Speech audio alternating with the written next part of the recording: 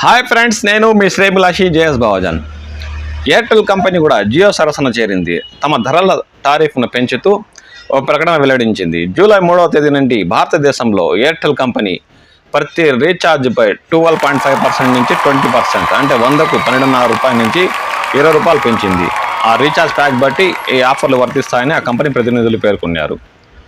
వచ్చే జూలై 3వ తేదీ నుండి ఈ ఆఫర్లు అమల్లోకి వస్తాయని ఆ కంపెనీ వారు తెలిపారు. గతంలో ₹179 కీప్యాడ్ ఫోన్కి రీఛార్జ్ చేసుకుంటే 28 రోజులు వ్యాలిడిటీ వచ్చేది. దానిని ₹200గా పెంచింది. అలాగే ₹455 రీఛార్జ్ చేసుకుంటే 84 రోజుల వ్యాలిడిటీ, 6GB డేటా కంపెనీ ఇచ్చేది.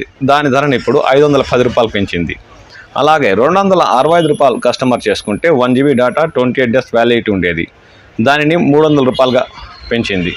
అలాగే ₹300 రీఛార్జ్ చేసుకుంటే గతంలో 1.5GB 28 డేస్ వ్యాలిడిటీ కస్టమర్లకు ఉండేది. దానిని ₹349 పెంచింది. ఇలా ప్రతి రీఛార్జ్లో 12.5% నుంచి ఎయిర్టెల్ కంపెనీ ₹20 మేరకు, అంటే 100కి ₹20 మేరకు పెంచినట్టు కంపెనీ ప్రతినిధులు తెలిపారు. ఈ ధరలు జూలై 3వ తేదీ నుండి అమల్లోకి రానున్నట్టు ఎయిర్టెల్ కంపెనీ పేర్కొంది. కాబట్టి మిత్రులారా, ఆలోపు ఈరోజు రేపు మొన్నటి లోపు రీఛార్జ్ చేసుకుంటే మనకు ఓల్డ్ ఆఫర్లే వర్తిస్తాయి. వీలైతే సంవత్సరానికి చేసుకోండి, లేదంటే మనము చాలా నష్టపోవాల్సి వస్తుంది. దాదాపు సంవత్సరం రీఛార్జ్ అంటే ₹600 వరకు సేవ్ చేసుకోవచ్చు. కస్టమర్లకు ఇదే మంచి సువర్ణ అవకాశం. 2వ తేదీ రాత్రి 12 లోపు మనం ఓల్డ్ ధరల్లోనే కంపెనీలు అందిస్తున్నాయి. ఆలోపు రీఛార్జ్ చేసుకోండి, మనీని సేవ్ చేసుకోండి. నేను మీ శ్రేభిలాషి జేఎస్ బావాజాన్.